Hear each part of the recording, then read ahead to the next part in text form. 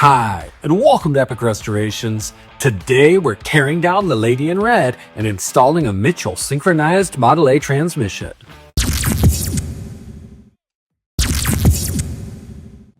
Last year, George put in an order for a Mitchell Synchronized Transmission and an overdrive. Today, we're gonna get started putting it all together. This is gonna be a multi-part affair, and before we can get to the fun part, we have to clear away a lot of real estate. We got started by removing the passenger seat and floorboards. Then, we disconnected the emergency brake lever and rod.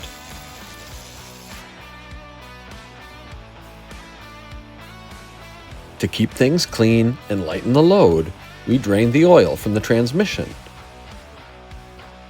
and from the rear differential. Next, we cleared the path by removing the shift tower, battery and battery tray, as well as the clutch and brake pedals. Underneath, we disconnected the speedometer cable. There it is, and it's a keyway type. And unhooked the radius rod. After removing the clamshell on the drive shaft, we got both ends of the frame up on jack stands in order to pull the rear wheels and tires. You want the car jacked up about 24 inches off the ground to the running boards. That way, you'll have enough clearance to pull out the rear end. So now I got to get in front of this bracket, but just in front of the running board.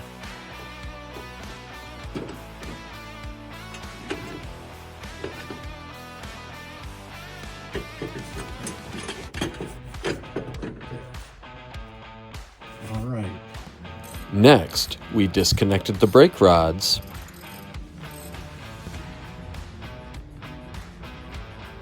and tube shocks.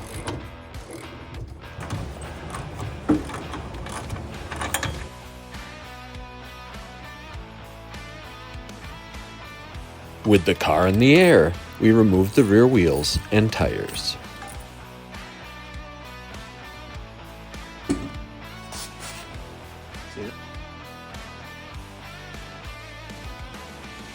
Finally, with the support of our floor jack, we removed the rear spring U-bolts and slowly lowered the entire rear assembly onto dollies, making sure to chain the spring set for safety.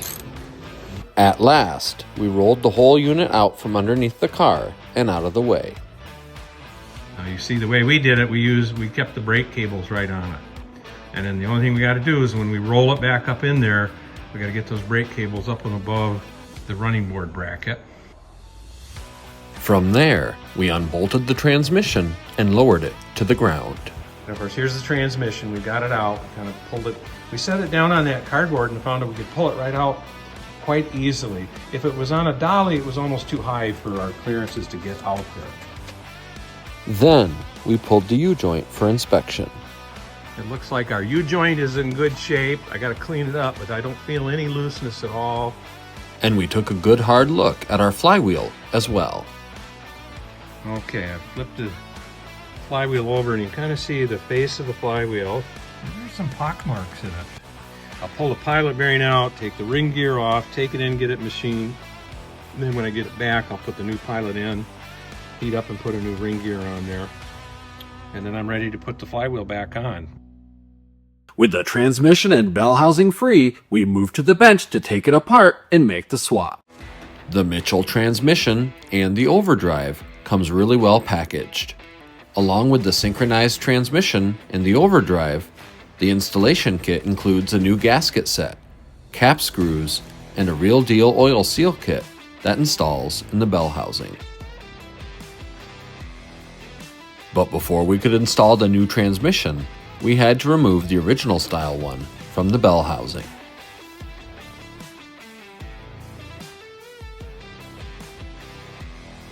Okay. We should take this off. We began by removing the old throwout bearing.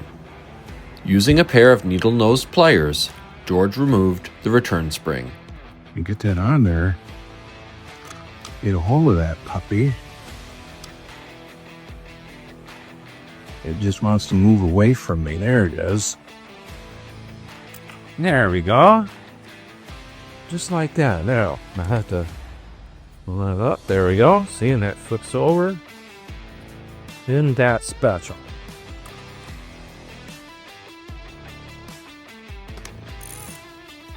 Then, we removed the 2 upper bolts and the stepped washers holding our existing Real Deal oil seal to the transmission case. The black washer worked pretty good.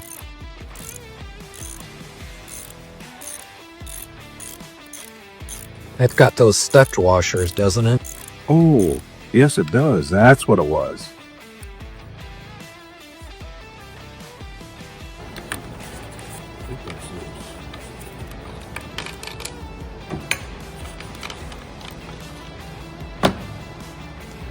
Next, we removed the lower 2 bolts holding the bell housing to the transmission case.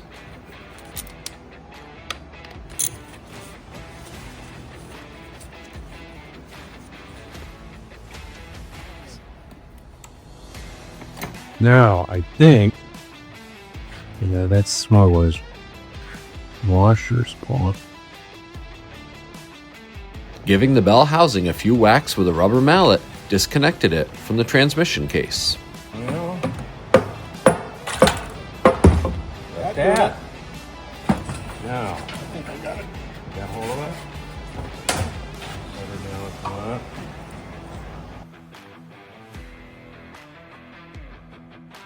Then, using a wad of paper towel, George cleaned it up a bit. This is a good transmission, so we'll pack it away and save it for a future project. With the original transmission off, it was time to attach the new one. Breaking the new transmission out of its container, George brought it over to the bench and sat it down.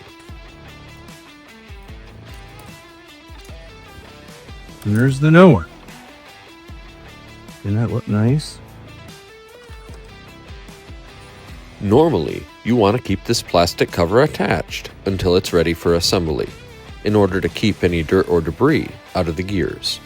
But to give you a better idea of how it looks and works, George put on a new pair of gloves and carefully removed the protective cover to reveal what's inside. Let's just give one idea how much different this one is. You can see the Synchro.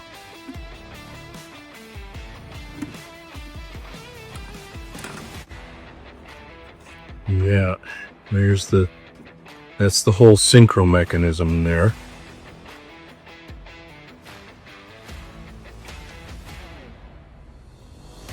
The big port goes in here.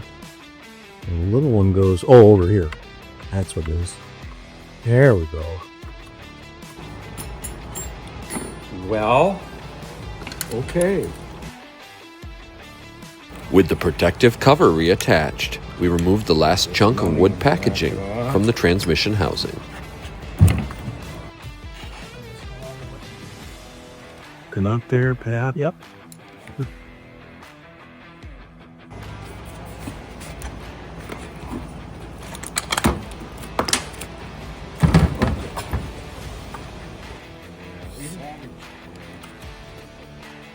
All right. Now, is there a gasket between that and this?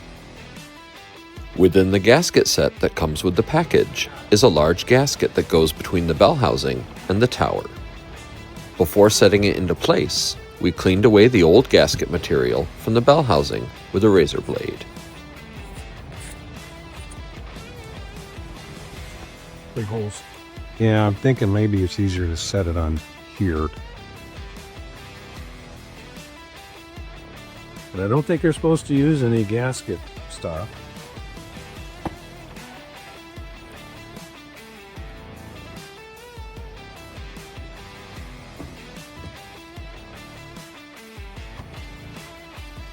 Kind of looks like right there. Long. Oh, yep. Yep, that's a long one. With the new transmission and gasket in place, it was time to reattach the bell housing. Using the same 4 bolts that we pulled out before, we began reinstalling the 2 lower bolts first.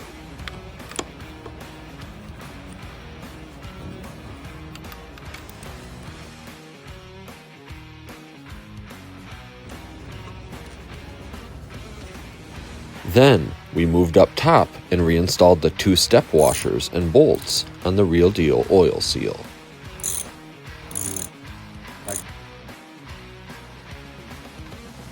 I got it.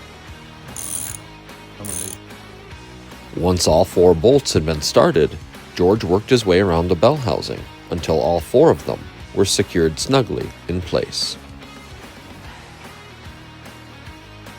I'm going to drive this off. Whenever you've gotten this far into a transmission, it's never a bad idea to just go ahead and replace the throwout bearing and return spring. These wear down over time, and it's a whole lot easier to just go ahead and change them anytime the clutch disc is replaced. Using a large socket, George removed the old throwout bearing from the throwout hub. He's out. Now, I'll go clean this good.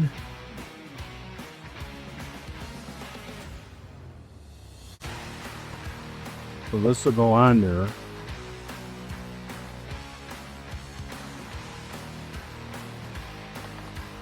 I would just leave it like this, huh?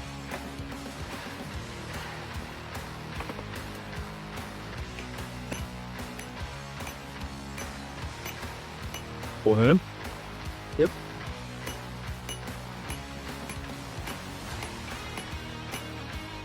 With the hub and throwout bearing ready to go back on, George used a little red grease to lubricate the area. This is supposed to be high temp, high tacky.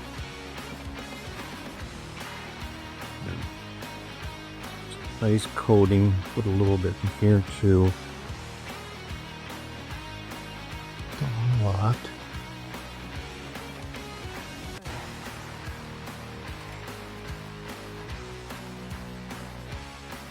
Does it just go? Yeah, I think it just sits on there like that, right? And then when you, yep. And so, what the heck, if they went like this. Yeah, see, that's how it should be. Then, using a pair of needle nose pliers, George attached a new return spring. Now I can't see.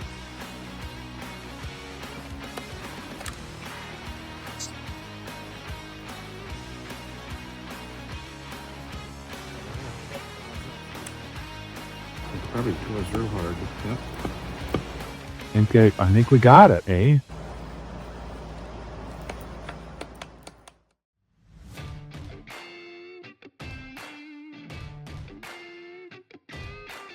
With the new transmission attached to the bell housing, we finished up by reinstalling our Easy Check transmission dipstick.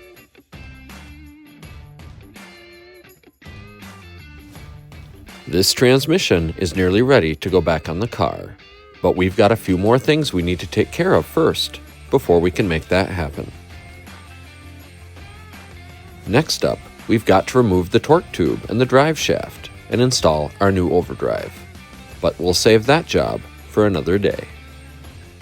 Join us next time as we move to the back of the car and tackle the overdrive on the next episode of Epic Restorationz.